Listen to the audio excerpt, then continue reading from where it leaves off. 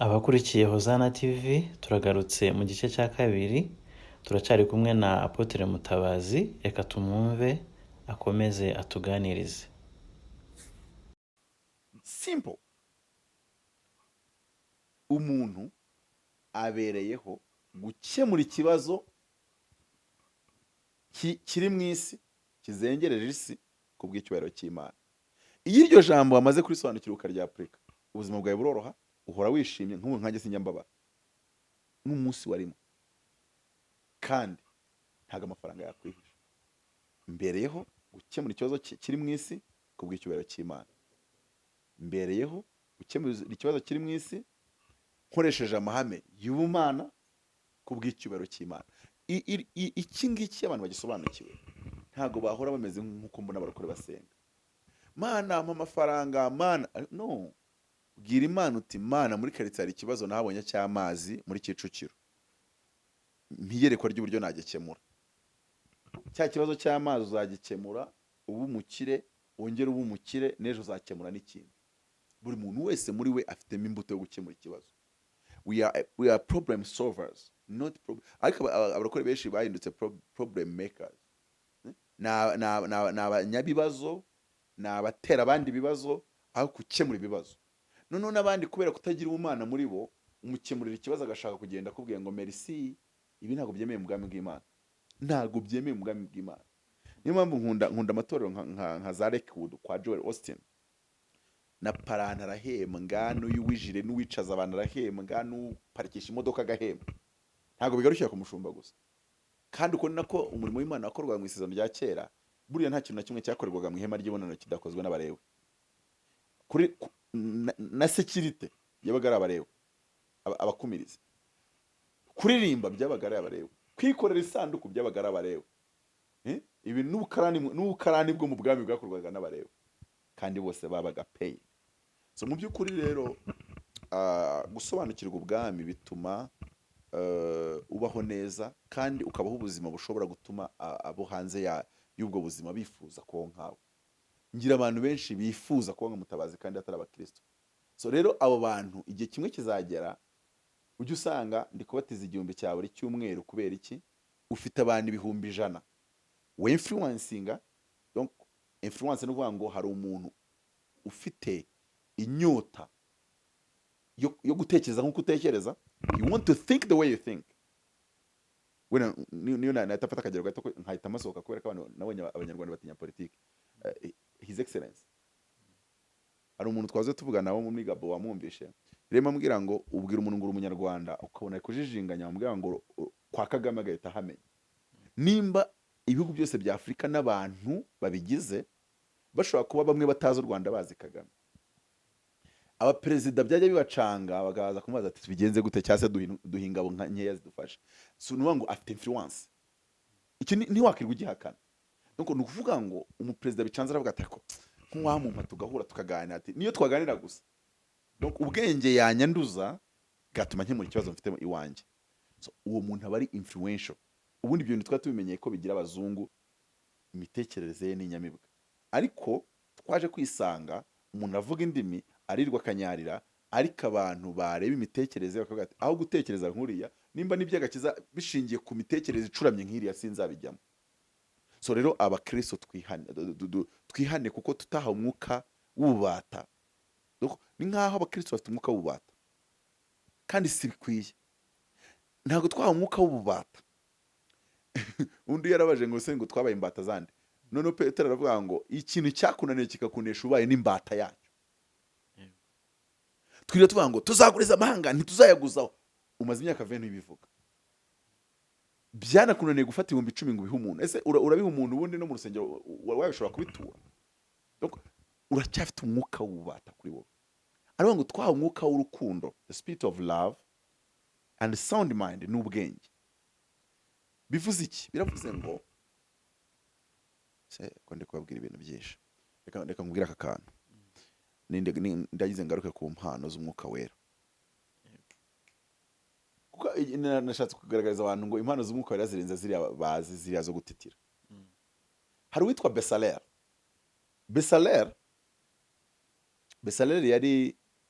yari yari umuntu wahawe impano n'umwuka wera yo gucura ibintu by'izahabu forugero bakunda twari tuvuga ngo c'est en forgeant qu'on devient forgeron. Imana yo yamukubise umwuka wo gucura. Nanga abantu nibumve ko Imana ishaka kuguha umwuka wa tekinoloji. Hari umwana twarimo dusengana Imana iramubwira ngo ni umwana w'imyaka nka 20-18 n'ingahe gutyo. Aya 20 arayifite ko ari muri yize ari kwiga muri IPRS. Ubwo amakuru yazanye naha yari mu bana bakeya batoranijwe kugira ngo bajye guhura nabo. Baba bamwita doctor. Imana yamubwira ngo uziguza aba doctor muri technology uzabura umuntu ukomeye. Yamubwira ngo muri NASA uzakorayo kandi bazifuza no kukwiba ngo bakuvaneho ubwenegihugu bw'u Rwanda ntuzabyemere. Mu gihe abandi barokore bazi ko Imana ibabwira mwana wanjye ndakwishimira ndakujyana mu ijuru. It's kind of ubukristo twabufashe nk'akantu k'akabox k'ubukene no gutitira no kureka ibyaha no kujya mu ijuru no kuririmba cyane no guhora mu rusengero. Umwanya umuntu yakabaye mu kazi akora ari mu rusengero, umwanya yakabaye agira gutera mu rusengero. Yabyaye 12 ntashobora no gura mituweli, kubajyana ku ishuri ni ikibazo, agacungana gusa no kuko kompasiyo aza kumwishyura abana. Donc ubwo bukristo ni ubugaragu, ntabwo twahawe uwo mwuka, ahubwo ni umwuka uvuga ngo nubwo ntagiye mu ishuri kuko nuzuye umwuka wera nshobora guhangwaho n'umwuka wo gucura. Ibyo ncuze bigatuma abana banjye bajya Green Hills bakazagera naho muri Nazareth. Impano z'umwuka ntibakazilimitire kuvuga ngo kwerekwa no kongera nicyo nita ubwenge, kandi impano y'ubwenge Imana ivugaho hano. Mu mpano y'ubwenge hano baravuga ngo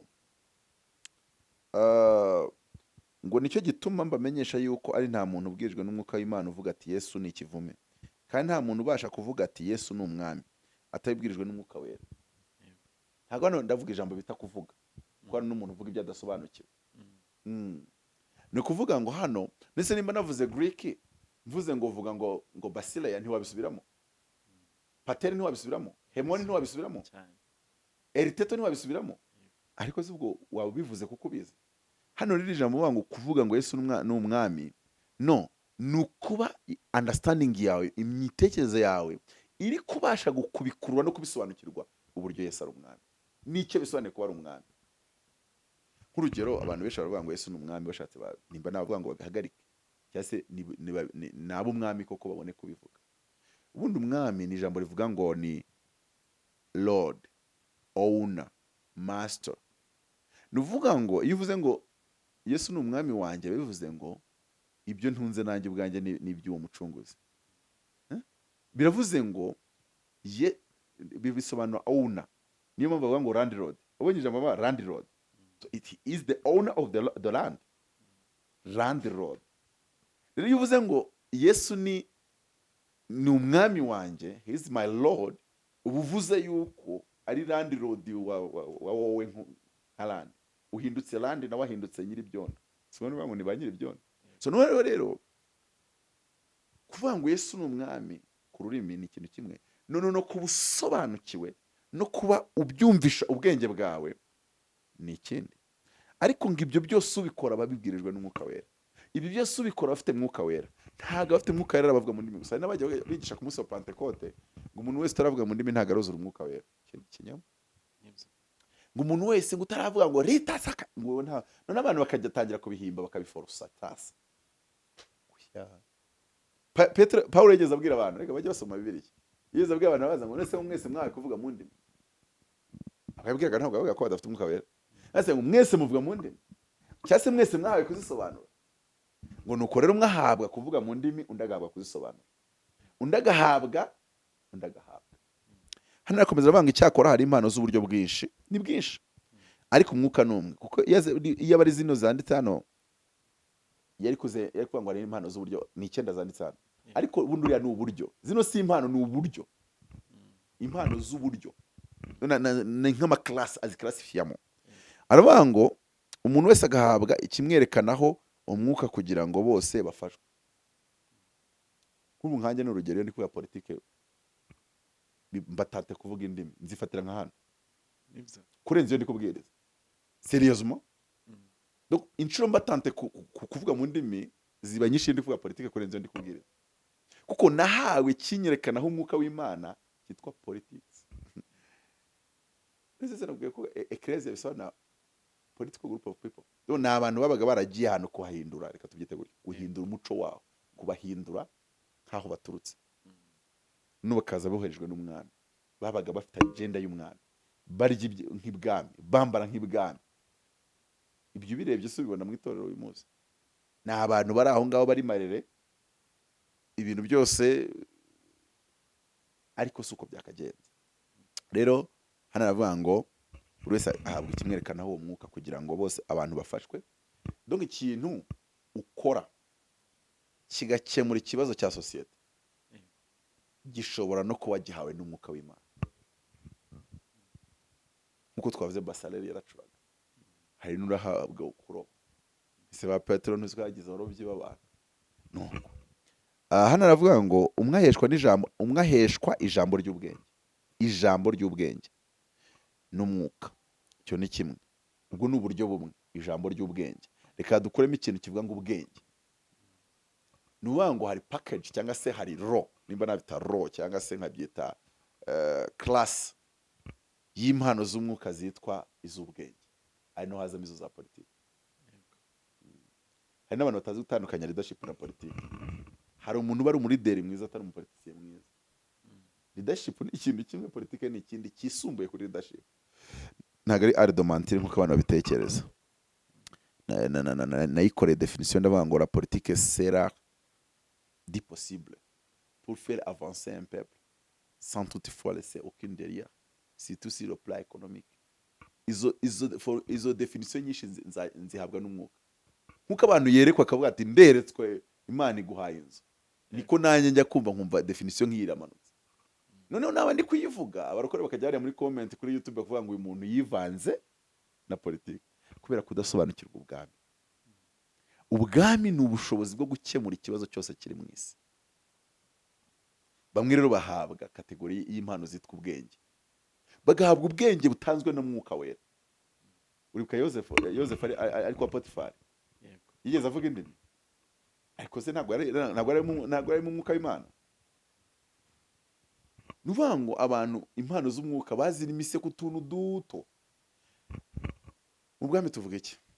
Nakuye ko Adamu yari afite ubushobozi bwo kugenda hejuru y'amazi, kuko hari iyitwa mu itangiro kabiri harimo bavuga ngo harimo umugezi wacaga mu ngobyi Edeni ngo ugasohoka bigabanyije mine, ngo hariho Gihoni, Pishoni, Idekari na Ufurate. Iyi migezi yose uko yari muri Edeni, kandi hari huzuyemo imbuto agomba kurya. Iyo yabaga ari hino ya Hidekeri ashaka kujya kurya imbuto zo hino yayo, cyangwa se ashaka kurenga Hidekeri na Ufurate ngo ajye kurya imbuto zo hirya, yagendaga. Hari ubwato, yavutse azi koga n'ifi. Hari option ebyiri, yagendaga hejuru y'amazi n'amaguru cyangwa se akaguruka nka kuriya Filipo yagurutse. Kandi icyo gihe impanda nivuga nibwo bushobozi tuzasubizwa. Nzajya mba ni hano nishaka kujya muri Amerika, nerekereye ko nta bwato, indege zihari na accident y'indege yaba no gupfa byabaho. Nimba nshaka kugenda hejuru y'amazi nirukanka. Ikindi, ibintu byose ubona bikije abantu ku isi ni photocopy za photocopy z'ubwami bw'Imana. Niyo mpamvu abarokore batagombye kubakera. Bano baboatenge ngo biri kwa 100 metres, ukeka ko yasigariya kuri wa muvuduko yaceburiyeho agasiga igare rya hawe. Bano boatenge yasiga igare rikuruwe n'amafarashi. Boatenge yasiga ifarashi ntabwo yahise. Hari n'akandi kana kabaga mu ntuza muri Israel kishwe kare umunara hari ku mugaba mukuru w'ingabo, nimba ari yo wasi nimba ari inde, ngo kajye kakiruka ukagafatisha. Izo nkuru warazisomye? Ziri hariya mu bivuga nyine ku by'abana, ku byaba Dawidi n'abandi. Yarirukaga agafatisha. Ariko ibi ngibi bisobanuye iki? Uwo muvuduko wako kana kirukaga agafatisha n'uwa Eliya ubwo yasigaga igare rya Ahabu nta naho bihuriye na 1/5 cy'umuvuduko wa Adamu mu rengo bya Edeni. Ariko uzi ibintu twatakaje, uzi ibintu iyo umuntu akoze cyaha atakaza n'uyu munsi. Kandi twatakaje ubushobozi bwo kandagira hejuru y'amazi. Amaze gukora icyaha, amaze kurya yatunda, akandagiye ku mazi yumva aratebeye, twajwemo. Atanye gutegeka umuyaga wanga kumwumvira. Yesu niyo mpamvu agarutse yategekaga umuyaga, byari nko kugaragaza ngo bwa bushobozi bwari muri Adamu ndabugarukanye. Niyo mpamvu biri mwita Adamu wa kabiri. So ibyo byose ni gusobanurwa tubona ko inyigisho twigishijwe mu rusengero ni nyeya ugereranyije n'izo twakabaye tumenya, kandi uko twazimenya neza niko twabasha gusobanukirwa abo turi bo n'inshingano dufite. Kuko mbona abantu tuzifata, tuzumva igice, tuzi zo kubwiriza abantu ubutumwa, tuzi zo gusengera abarwayi ngo bakire, uretse ko muri ino minsi nimba bagikira simbizi, impano zigenda ubona bigenda bibindi bibazo. Rero nimba Adamu yari afite ubushobozi bwo kugenda hejuru y'amazi n'amaguru, yakora icyaha bugashira, ubwami bw'Imana ni ubushobozi bwo gushaka ikindi kintu wakora ngo ugende hejuru y'amazi, ubwo n'ubwato, ahubwo abana twita ab'isi nibo bakora ayo mato, twe twayagendamo gusa turi kuririmba indirimbo zo mu gitabo, tuzaja mu ijuru, uri kugenda mu bwato bwakozwe n'umupagani kandi ari wowe wakabaye ubukora. Indege wakabaye ari wowe uyikora. Ni ryari abantu bazumva yuko impano z'umwuka wera ziha abantu kuba badomina sekiteri yo gukora indege, sekiteri yo gukora amato, sekiteri yo amakuruse, abarokore bakaba bayadomina, ngo yanga ubwo se nikoreye accident. Ibaze none umurokore utinya gupfa, kuko umunsi uzakora kuruse ukaba wa mbere ukaba nka Michael Schumacher cyangwa ba Boateng, uzahita ugarukana cya kintu nise influence. Uyu munsi Bill Gates avuze ngo impamvu nagize aya mafaranga yose mu mbonana nuko nizeye Yesu, umunsi hakizwa abantu miliyoni 10 direct. We ntabwo yabwiriza ngo bibiri cyura yihanagure ngo ngumva mbabwira umwami Yesu wabambwe, ngumva we yavuga mu ijuru tuje akavuga ati uko mumbona ndi Bill Gates, iyo ntamenye Yesu bano umukene nk'abandi. Abantu bose agahita ashyiraho link ngo nimba ushaka kwakira Yesu no kubatizwa ku cyumweru, ukirika aho ngaho bakirika isi gashira. Ariko ndi waravuga ngo nubwo turi abakene ngo ariko ntacyo ngo tugiye mu ivuga butumwa. Simbujije, ariko iri ivuga butumwa ntabwo araho bitazakora. So mu by'ukuri rero dukeneye kwinjira mu bwami, twasubirana icyo Imana yari yahaye Adamu. Nuvuga ngo uyu munsi ntabwo twakongera kugenda hejuru y'amazi n'amaguru, ariko isi uyu munsi ikeneye umuntu wayiha icyo yakifashisha ngo mu gihe impande itaravuga ngo bongere kugenda hejuru y'amazi n'amaguru, turaba twifashisha iki? Nese nuzko hari amahoro mu ijuru, se nuzko hari amahoro mu ijuru, ntihazagera ibyaha, nicyo gituma huzuye amahoro. Ni kuvuga ngo uyu munsi umukristo umwe ashobora guhabwa impano yo kugarura amahoro mu isi. Yagera ahantu abaperezida babiri bananiwe kumvikana, agahita abaganiriza abantu ko abantu bose bagerageje kubunga byanze, uyu nguyu akoresha iyi tekinike nyine. Imana ikaba yaramuhaye iyo mpano yo kuba peacemaker. So impano z'umwuka abantu bari gutekereza ngo nugutitira gusa, uburyo gukorera ngo icyakora hari impano z'uburyo bwinshi, ntabwo rero uburyo icyenda nk'uko abantu babireba. Rero ngo umwe aheshwa ijambo ry'ubwenge, ahandi abara mu rw'ubwenge, twagenda tugana no ku bindi, yabiheshwe n'umwuka, undi agaheshwa n'uwo mwuka ijambo ryo kumenya. Ariko icyo ntegereza kwereka icyo umwuka baje gukora ni ukongera kuduha agace gatoya mu byo Adamu yarashoboye gukora, akakagushyiraho. Umwe yahawe gukora ibitangaza indwara zigakira, n'undi Adamu ntiyajyaga arwara. Siko bimeze. Umuntu yahawe gukora umuti wenda utuma wenda, reka nkwereka nk'urugero, ubundi kera umuntu arwaraga umutima arapfaga, yarwara ubwonko agapfa, sibyo? None uyu munsi umuntu reba nk'urugero, umuntu akoze ubuvuzi bwo kuvura umuntu wagize stroke kuri ubwonko bugira, akongera akabuwayaringa nk'ukuntu abakora imodoka bita ba mawaya bameze. Imana ikamuha uwo mwuka. Nese urumva itari impano y'umwuka wera? Kuwayaringa abantu bari bakoze stroke bakongera bakajya mu muhanda bakaba nk'abasore batoya, ubwonko bukongera bugakora nk'ubw'abasore bato. Imana ibimusubije, imuhaye ubushobozi bwo kugarura icyo twita longevity, kudapfa, eternity.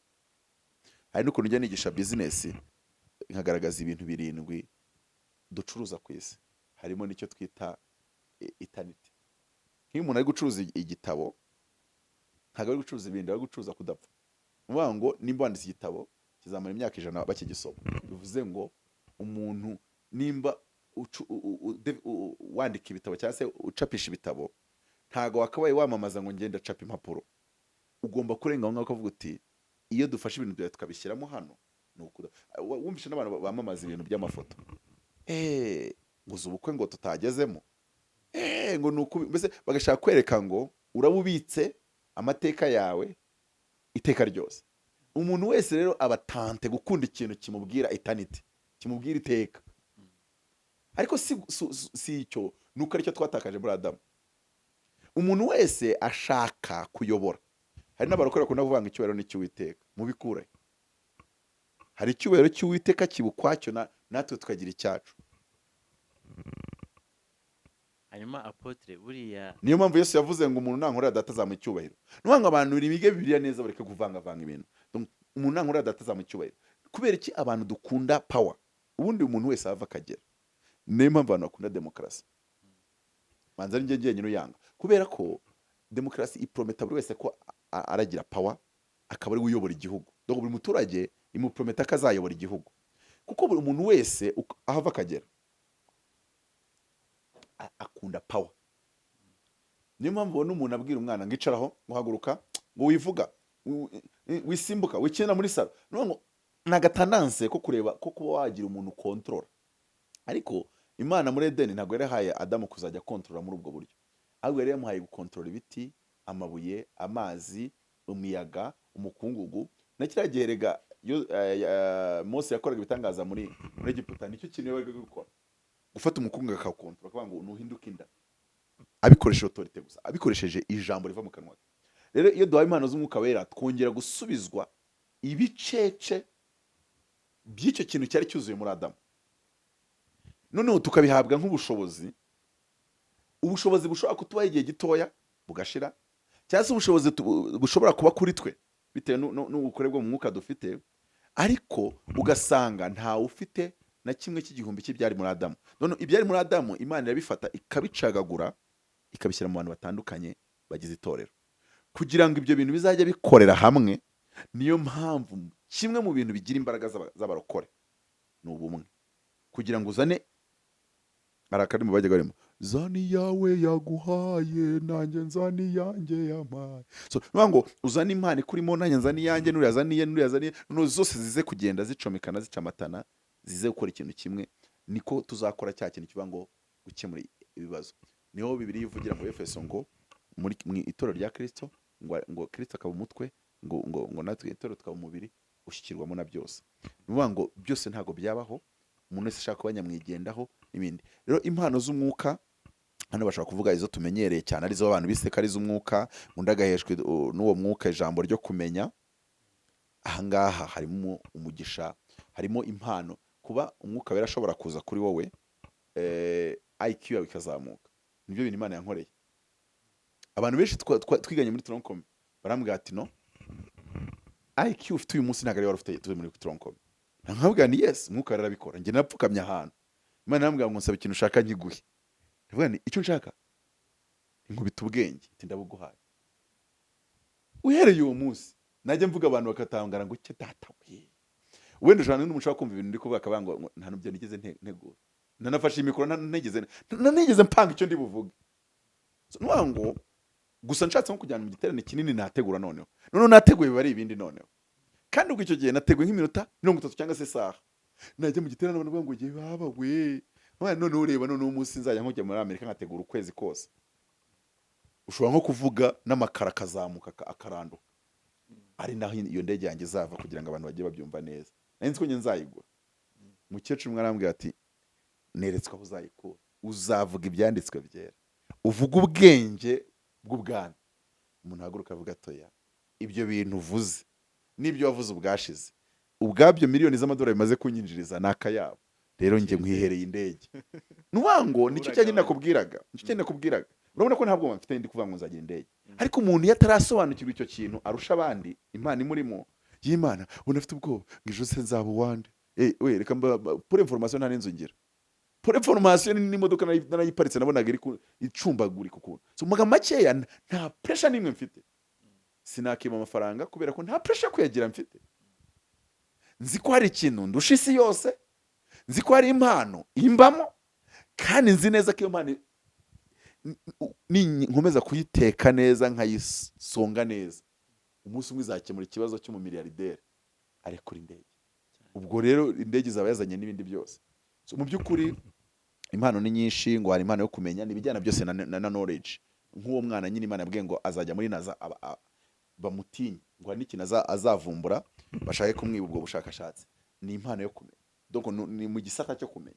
Ari naho na Basareli agaragara, yari yahawe umwuka wo kumenya. Noneho uretse ko hano duhita tuvuga ijambo ryo kumenya, tugahita twumva kumenya bijyana n'ijambo ry'Imana gusa, kumenya bijyana na gospel gusa. None aravuga ngo undi agaheshwa n'uwo mwuka kwizera kuzanwa n'umwuka wera, undi agaheshwa n'uwo mwuka impano yo gukiza indwara. Ahangaha rero sasa niho dutangira kwita ngo afite impano. Ngo ni wa munyempano ko akiza indwara. None se Mutabazi ufite impano ya politike we niki?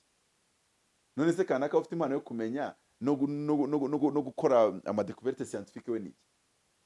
Nuvuga ngo ibyo bintu bagomba kumenya. Undi agahabwa gukora ibitangaza, gukiza indwara no gukora ibitangaza. Hari abantu bose izo mpano bazifite, ariko nagira ngo abantu bamenye ngo zisi zo zonyine. Gusa umuntu abihabwa n'Imana, akabihabwa n'Imana kubw'umugambi w'Imana, kugira ngo abantu benshi bunguke. Nimba umuntu ahawe kubaga ubwonko, nuko abantu bizatuma abantu babaho. Nimba umuntu ahawe gukiza indwara, nubanga abantu benshi. Ni ijambo riri mu Bakora rivuga ngo ijambo ry'umusaraba n'ubupfu kubarimbuka, ngo ariko ngo ni imbaraga z'Imana kubakizwa. Ngo abagira icyo bashaka ubwenge, ngo abayuda bagashaka ibimenyetso, ariko biriya izindi ziravuga ngo abagira icyo bashaka filozofi, abayuda bagashaka power, imbaraga. Nyine nerekwe nk'izi ndwara. Mu gihe umugira icyo ari kuvuga ngo ntago nge nerekwe ngo nkizi indwara, ndakora umuti muri laboratoire ngire gute? None ko covid yaje, umugabane w'abayuda niwe wakoze cyakoze wabagira iki? Turasenga, turazirika covid, turayihagarika itagera mu kirere cy'u Rwanda mu izina rya Yesu. Oya, aho akeneye umugabane w'abagira iki? N'uw'Abaroma. Go in the laboratory, fix it. Kandi ibyo nabyo wumve ko ari impano y'umwuka. Erega ikibazo nuko abantu bari misa umwuka, bumva ko umwuka arangirira ukukwereka ibyaha by'umuntu. Ariko ngewe nzi abantu benshi umwuka baramubwiye ngo gurira parcelle, yamara kwigura bakazaza kwatera umunara bakama $300,000. Undi bari kuvuga ngo mana amafaranga. Oya, umwuka wera ntago ari limite mu rusengero. Abantu barenga icyo kintu. Mwuka wera ntago ari limite mu rusengero. Mwuka wera ushobora guhura n'umuntu ari muri wamfungure, wenda ari umuntu ugikuzimu, bibaho. Noneho yagusaba amafaranga ukumva umwuka kwemeje kutayamuha. Nyine nimba kwemeje kutayamuha wiyamuha. Nimba utwaye imodoka, mwuka wera akakwemeza ngo fata feri. Abantu nibumve ko gukorana na mwuka wera birenge ibyo mbona bakora, bibe mu buzima bwose kandi mu mwuzuro wabo. Noneho Apôtre ucuraho ibitaro na bamwe bakora ibitangaza, undi agahabwa guhanura. Izi nizo mpano tuzi, nizo twemera cyane. Undi agahabwa kurobanura imyuka, donc kumenya nimba umuntu ari kuvuga akora gukoreshwa n'umwuka w'Imana cyangwa se n'uwa Satani. Ari byo nkunda kwihaniza abantu nkabwani, sinzi mu bantu tuziranye no mu bampamagara sinzigere mbona umuntu umbwira ngo rugajya gikuzimu cyangwa n'undi wese, kuko ntimwahuriyeyo. Ufite impano yo kurobanura imyuka wowe, ntabwo imyuka bayirobanuza logique. Ibyo rero nimba Imana yabiguhishe, bigira ubwiro nyine ubivuge ati mbibona nk'ibibambwe hari. Dose barukore muve mu kintu cya paranoia. Abandi ngo ngajya muri Illuminati. Nikize kujya kureba umuhanuzi wese ingagasiga kira barambwiye ngo ajya muri Illuminati. Ngezeyo nsanga kwishyura urusengero rw'120 byaramunaniye, kwishyura inzu y'40 yabagamo Kimironko byaramunaniye.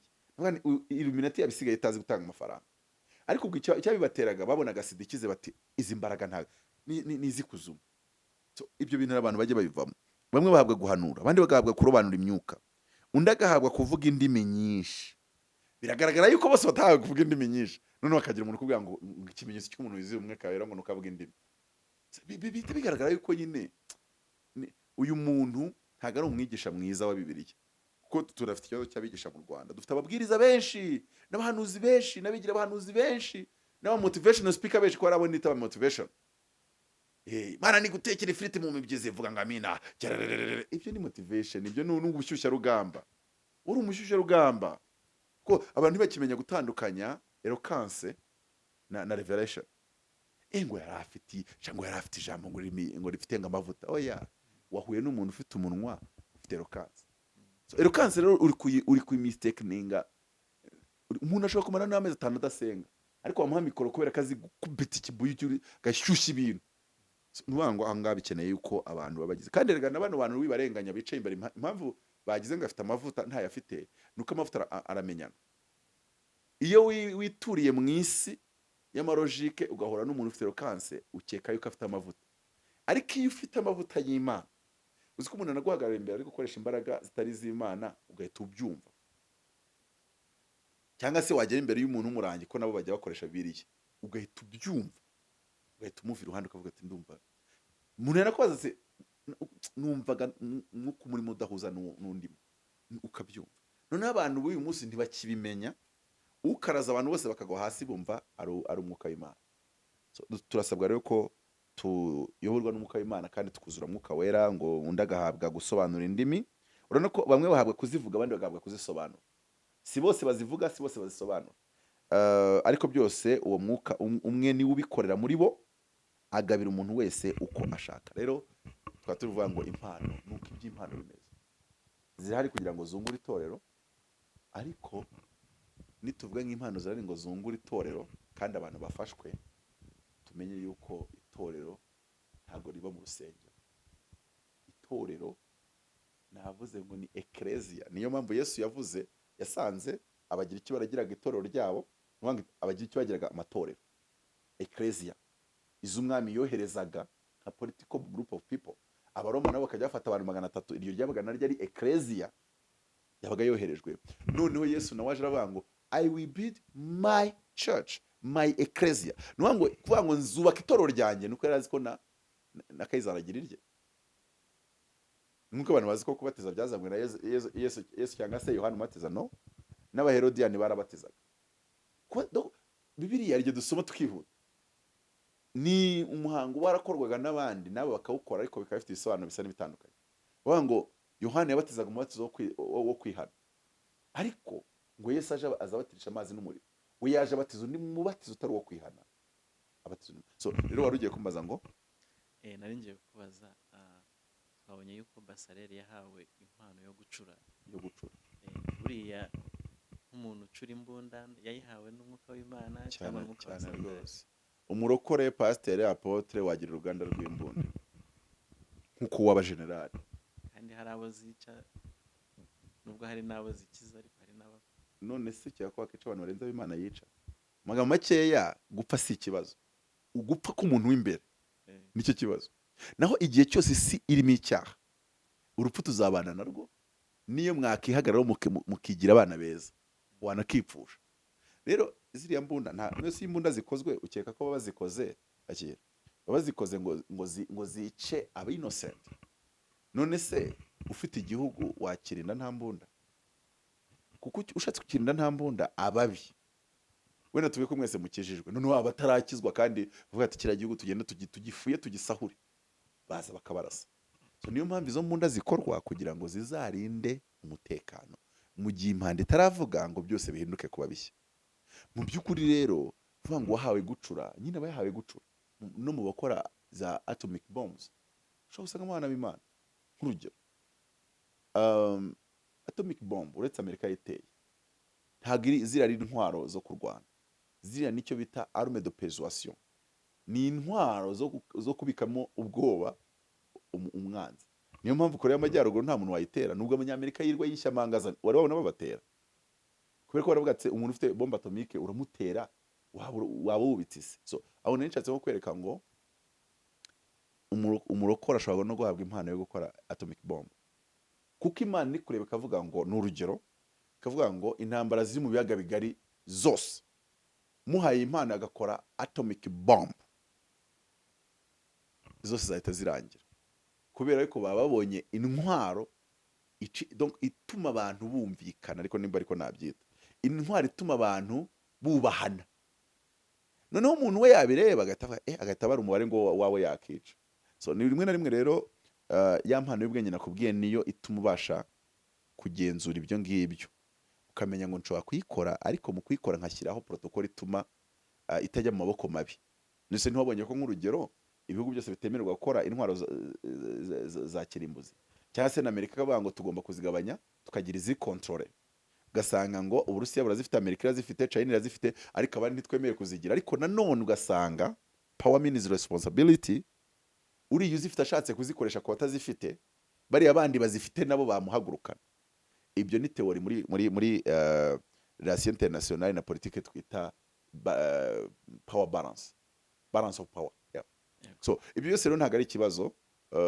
Hari ibibazo byinshi umbaje nk'icyo ngicyo umuntu ahita yibaza ngo senga umuntu ahawe ngo ubwenge cyangwa se impano zo kumenya ngo wenda ngo ejo yakora agakingirizo. Hari utuntu twinshi bahita bazana aho ngaho, ariko mumenye message y'ubwami ntago mwaba gutyo. Hari umupasiteri yari umuhanuzi, ari n'umupasiteri wo muri Amerika, yateraga icyuma cyane akagira na tatuwaje, akanamuhanuzi cyane. Noneho abarokore bakabanza bakavuga ati kubera icyo aterura icyuma ari umupasiteri, nese kuko nyine aterura icyuma ntibimuze kuzura umwuka wera, ntibimuze usengera abarwayi bagakira. Noneho akanakunda gutanga ingero y'ukuntu iwabo bahinze plantation zivamo wine. Abarokore bagahita bagwa, umuntu w'umunyamwuka nk'uriya ngo bagahinga ibiti bivamo wine, none se ko mwe muhinga ibitoki bivamo urwagwa. Reka ninywere kuri kano kantu. Apotre, reka tube ducumbikiye hano, hanyuma tuze gukomeza n'igice cya kabiri. Tuzakomeza n'igice cya kabiri. Murakoze. Kandi ni byiza ko abantu bamenya impano z'umwuka wera, ni byiza ko abantu bamenya ubutumwa bw'ubwami bw'Imana, kuko nibwo buzababohora bakabaho babohotse byuzuye. Abadukurikiye rero reka tubarare bazamenye ukuri, nibamenye ukuri kuba bature. Amen. Samurakoze.